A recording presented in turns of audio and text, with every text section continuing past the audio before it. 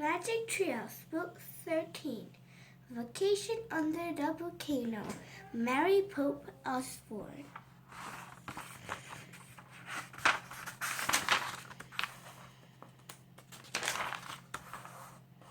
Vacation under the Volcano.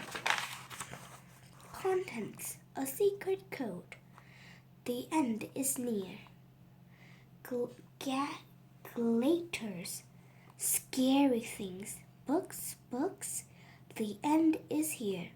The sky is falling. Nightmare at noon. Save us. A simple explanation. Vacation under the Volcano. Chapter 1. A secret code. Jack reached into his drawer and took out a secret library card. He held a thin piece of wood and ran his finger over its shimmering letters. M.L. Master Librarian, he whispered. Jack couldn't believe that he and his sister Annie were finally master librarians. He wondered if he could pack the secret card to take on vacation. His family was about to leave for a week in the mountains. Just then Annie stuck her head into Jack's room. "Want to check the woods?" she asked. Every morning they looked in Frog Creek Woods to see if Morgan Le Fay and her magic treehouse had returned. "We can't," said Jack. "We're leaving soon." "But what if Morgan's here?" said Annie. "What if she's waiting for us?" "Okay," said Jack. "Let's look fast." He grabbed his backpack. He threw in his notebook, his pencil, and his secret library card. Then he followed Annie downstairs. "We'll be back soon," Annie called. "Don't go far," their dad called. "We're leaving in 20 minutes. "Don't worry, we'll back in 10, said Annie. "Right," thought Jack. 5 minutes to the woods and 5 minutes back. Even if Morgan sent them on an adventure, they would return exactly the same time that they left. Jack and Annie ran out their front door in the bright morning sunshine. They hurried across their lawn and down the streets. "I had a nightmare last night," said Annie. "What was it?" said Jack. "I dreamed fires were burning," said Annie. "Everything was smoky and dark, and the ground was shaking. Do you think it was a warning?" "Nah," said Jack. "Nightmares never come true." They left the sidewalk and headed into the Frog Creek Woods. The woods were quiet and peaceful. They walked between sunlight trees until they came to the tallest oak in the woods. "Yay!" said Annie. There was the magic treehouse, and Morgan Le Fay was waving from the window. Hail, Master Librarians," she said.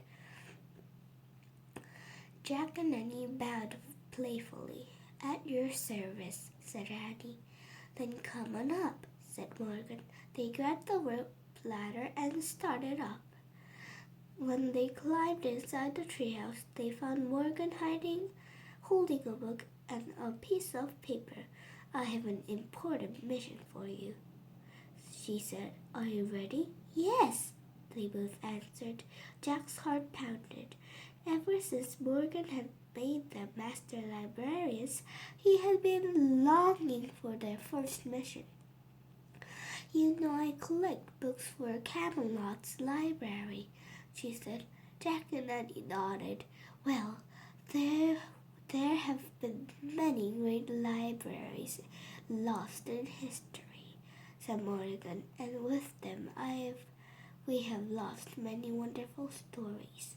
"That's sad," said Annie. "It is," said Morgan, but luckily, with the help of the treehouse and you two master librarians, some of those stories can be saved, such as this one. Morgan showed them a piece of paper. There was strange writing on it. Were for mistress in Mundo. Is that a secret code? Said Jack. Morgan smiled. In a way, she said.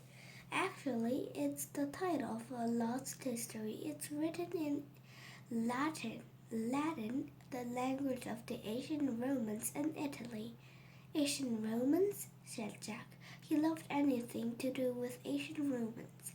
Yes, said Morgan. This story was in the library in the Roman town.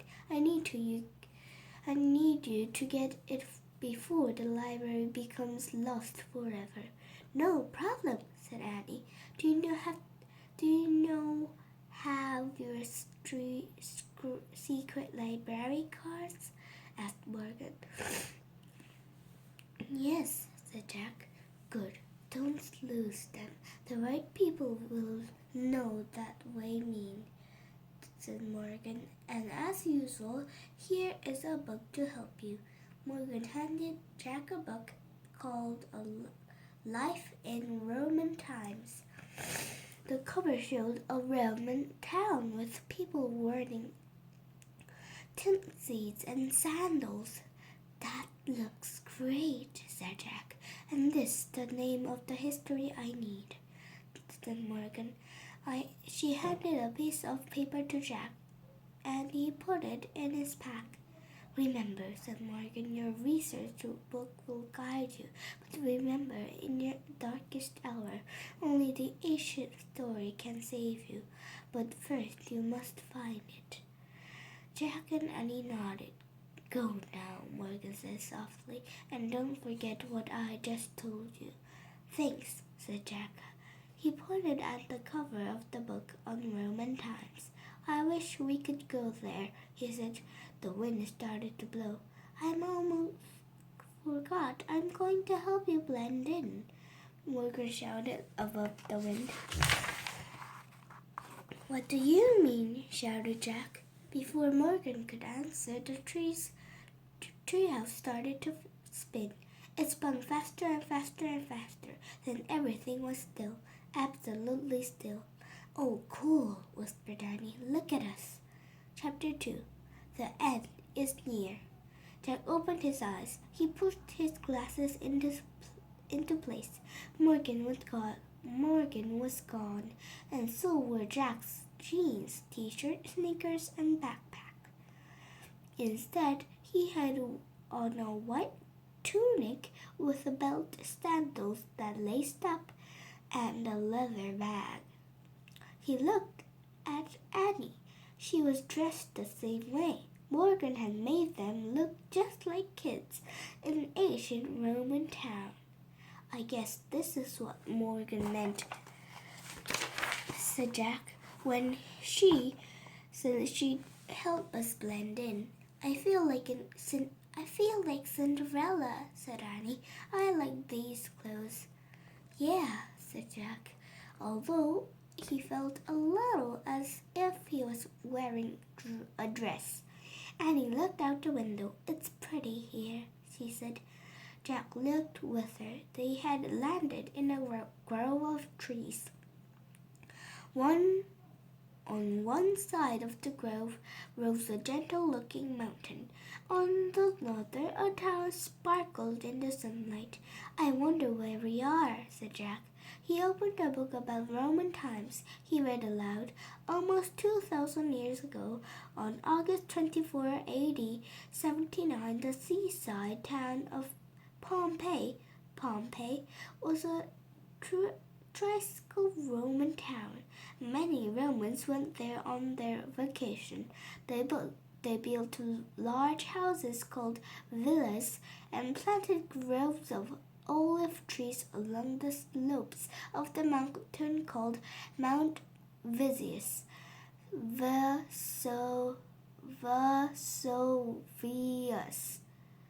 Vesuvius. Annie kept looking at the window as Jack pulled out his notebook and pencil. He wrote, "Vacation in Pompeii, August 24, AD 79, houses called villas."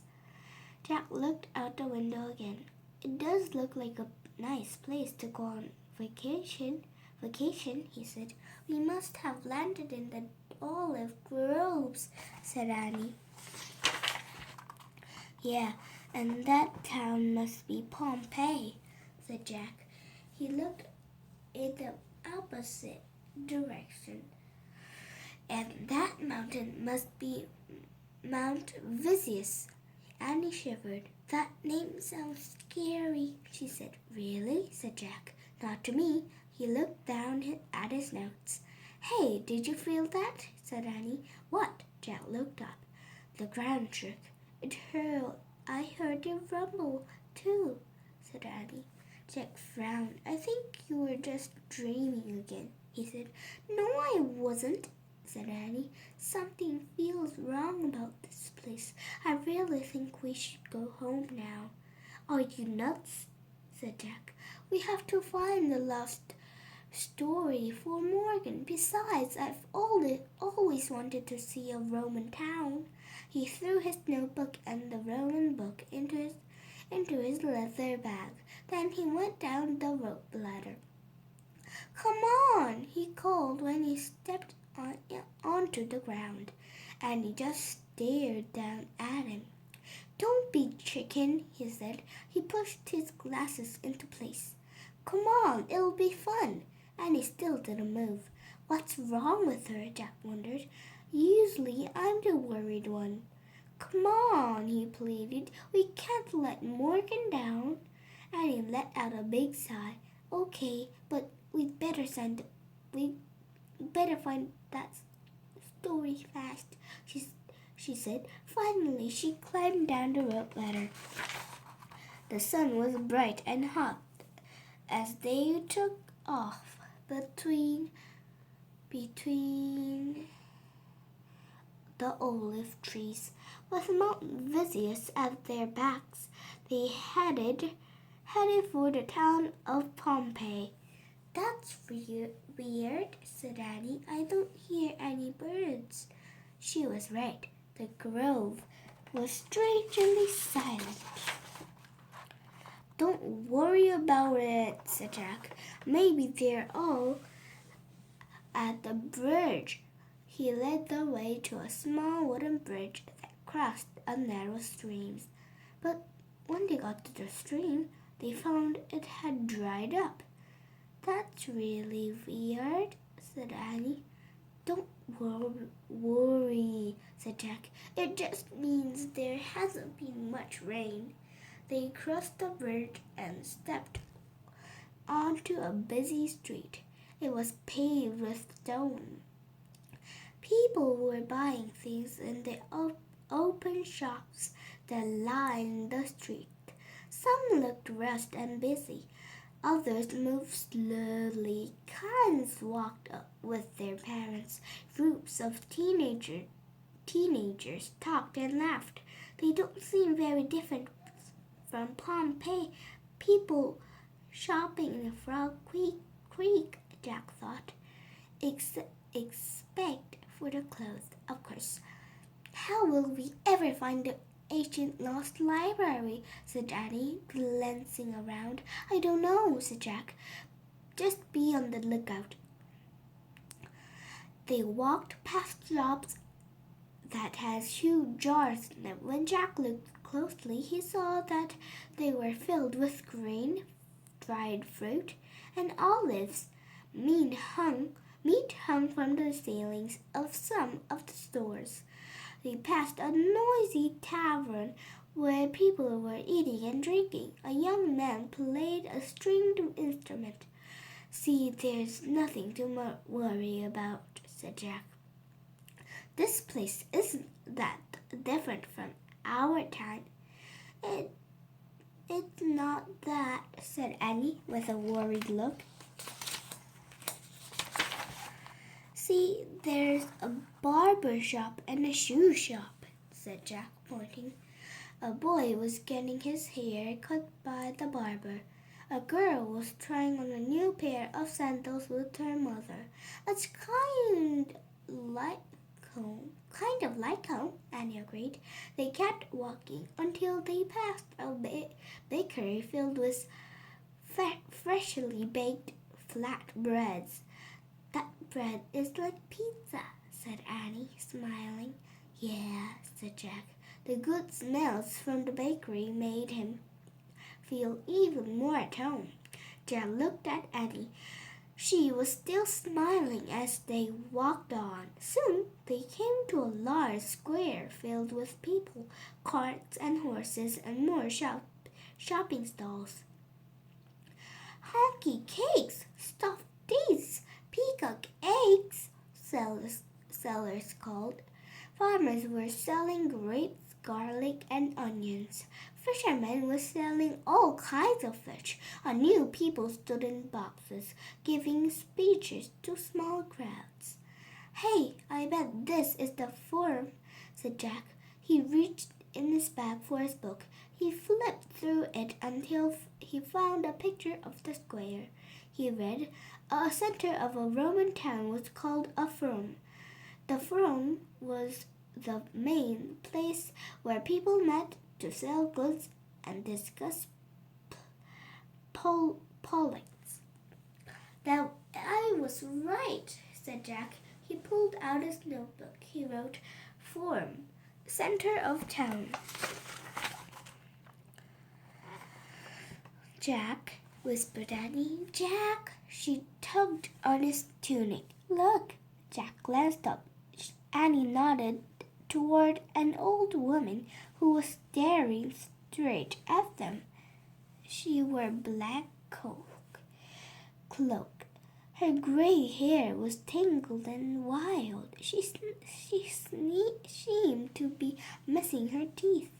The woman pointed a bony finger at Jack and Annie. The end is near, she said in a nasty voice. Go home, strangers. Yikes, said Annie. We'd better get away from her, said Jack, before people wonder who we are. He put away his notebook. Then he and Annie hurried away. The old woman cackled behind them. Chapter 3. Gay Daters. Jack and Annie hid behind a fruit stall. They waited for a moment, then peered around the corner. I don't see her, said Jack. Who is she? asked Annie. I don't know, but she looked nuts to me, said Jack. What's the book say about her? said Annie. She won't be in here, said Jack. Just look, said Annie. Jack sighed and pulled out the book again. To his surprise, he found a picture of the old woman. He read aloud. In Roman times, there were people who could see into the future and warn others about they saw. These people called soothsayers. See? She was nuts, said Annie. She was giving us a warning, just like my nightmare.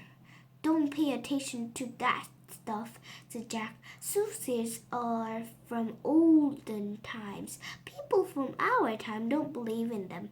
Well, I do, said Annie. I'm sure something bad is about to happen. Jack sighed. Come on, we have to keep going. We have to find a lost library. Then we have to leave at once. We'd better, said Annie. They left the fruit stand and kept walking through the forum. Soon they came to a large building. Crowds were streaming in and out of it. Is that a library? said Annie. Let's look, said Jack. He looked in the Roman book. He found a picture of the building and read aloud. Most people in Pompeii didn't have a bathtub at home, so they went daily to the public bath. Not only did people wash in baths, they also swam, played sports, and visited with their friends. That sounds like going to a pool, said Annie. But it's not a library. Let's keep walking. They kept walking until soon they came to a fancy building with large columns. "Is that a library?" said Annie. Jack frowned. Jack found a picture of the building and read aloud.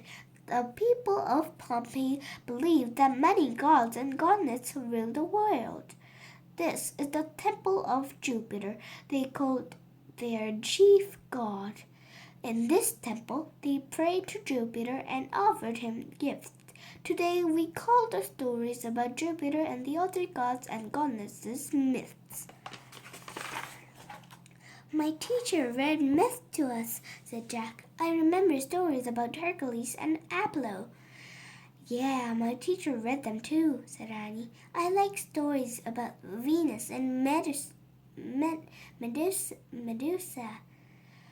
Hey, maybe the story we're looking for is a myth," said Jack. "Right," said Annie. "Come on, hurry, let's get going." They left the farm and turned into a wide street. Jack gasped. In front of them was an incredible sight. Tall warriors with huge muscles were walking in a line. They wore fancy helmets, carried heavy shields. "Soldiers," thought Jack. Then he saw that the warriors' feet were chained together and guards walked with them. "Gladiators," he whispered.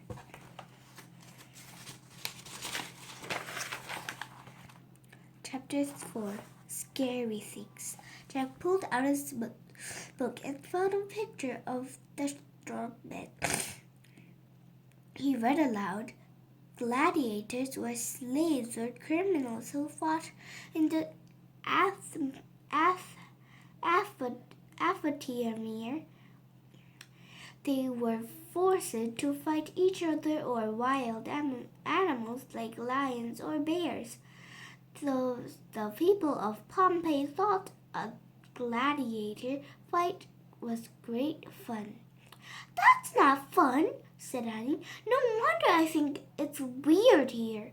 No kidding," said Jack. "That's not like our time at all." Jack and Annie watched the guards lead the gladiators away. They went toward a building that looked like an outdoor stadium.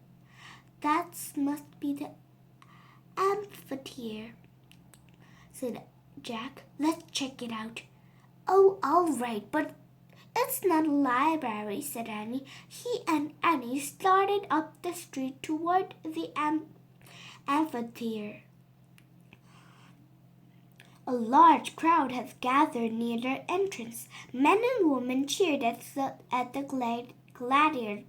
gladiators march inside. Jack and Annie started to follow them, but a guard held up his spear. "No children around," he said stiffly. "Run along now."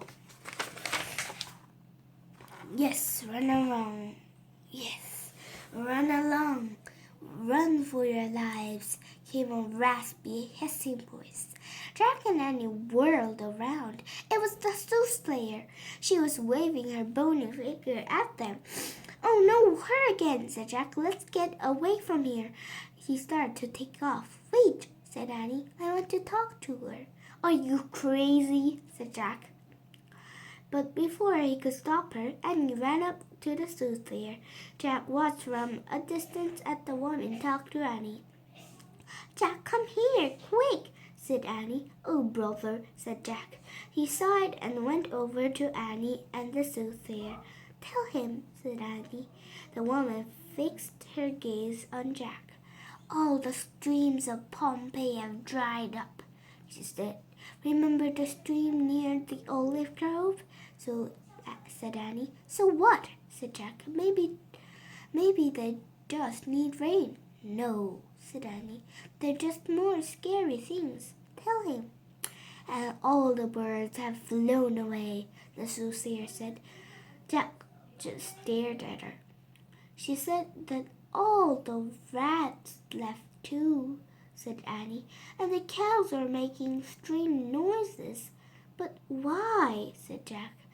The sea is boiling hot, the old woman said, and the ground shakes and speaks. See, I told you, Annie said to Jack. But why are these things happening? Jack said to the soothsayer. Because the end is near, she whispered hoarsely.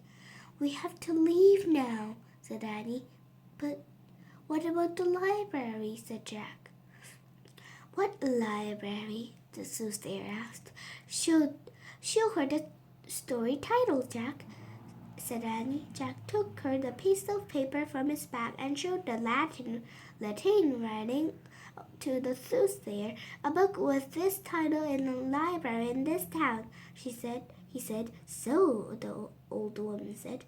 So we have to save it, said Annie. She pulled out her secret library card. The soothsayer stared for a moment at the card and the shimmering letters on it.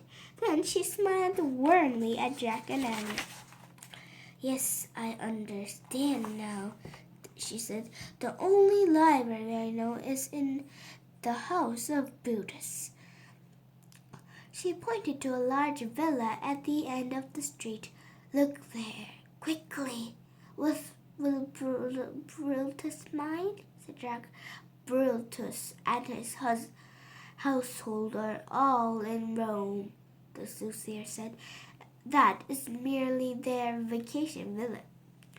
But we can't just go and take some things of theirs, said Jack. The old woman shook her head sadly. After today, there will nothing left in Pompeii, she said. Nothing at all. Jack left a chill go down his spine. Go and get what you came here for, said the soothsayer. Then leave at once. Thanks, said Jack. He grabbed Annie's hand. Come on. Thanks, Annie called to the old woman. You should leave too, Annie added. Then Annie and Jack started turning to the vacation villa. Then they ran fast as they could. Chapter 5. Books. Jack and Annie ran up to the front entrance of the villa. Jack pushed the door open. Go in, hurry, said Annie. They slipped into the main hall. Hello, Annie called. There was no answer. The place seemed empty. The main hall had a large opening in the ceiling. Below it was a small stone pool filled with water. Jack looked at it carefully. I bet the rain comes through the hole, said Jack. Then it lands in that pool so they can use it for their water. He stared to take out his notebook to make a note. There's no time, Jack, said Annie. We have to look all the rooms for a book. Okay, come on, calm down, said Jack. He put away his notebook and followed Annie. Books, she said, peering into a room of the hall. She moved to the next room. Books. She moved on to the next. Jack trailed behind her. Even though she had already checked the rooms, he took a quick peek in each of them. He wanted to see what a house in Roman times looked like, and he'd write notes later. Her first two rooms had wooden beds. The walls and pictures painted on them. The floors were covered with tiny pieces of coiled stone. The third room had a low table with silver dishes on it. Three slopping couches were placed around the table. The couches were covered with pillows. This must be the dining room, said Jack. People from Roman times lay down on the couches while they ate. Did you know that? He looked around for Annie. Where was she? Jack, come here, Annie called. Jack follow her voice. She was in a garden of the dining room. She had a stone patio, palm trees, and great vines. In the middle was a pond with a mermaid fountain. Goldfish swam in the water. "Look, there's another room," said Annie. She moved to the door of the room of the garden. She opened the door and peeked inside. Jack looked with her. Along the walls of the room were long shelves with rows of paper of them. "Rats," said Annie. "No books." She closed the door. "No books in this whole villa. Let's get out of here." "Just a minute," said Jack. "I have an idea." He pulled out his book on Roman times. He found a section called Writing.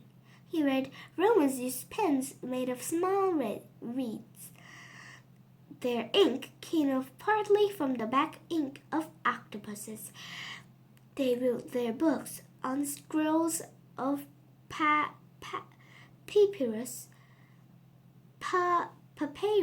paper." "Ah," said Jack. "That's a library full of scrolls. I bet our ancient lost story is in there." Chapter 6. The end is here. Jack threw open the door to the room of scrolls. He and Eddie ran over to the shelves. Jack pulled out a piece of paper with a Latin title on it, "For Fusmis in Mundo."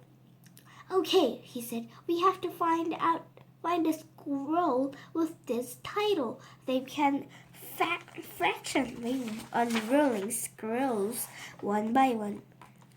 They were all handwritten in Latin. "Here it is," said Annie. She held up a scroll. The words at the top matched the one on their paper.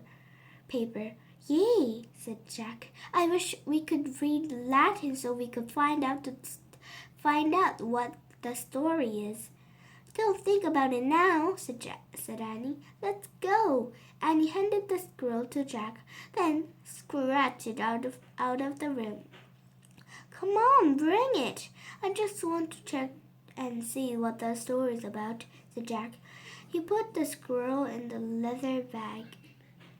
He flipped through the book of Roman times, looking for a picture of the ancient scroll.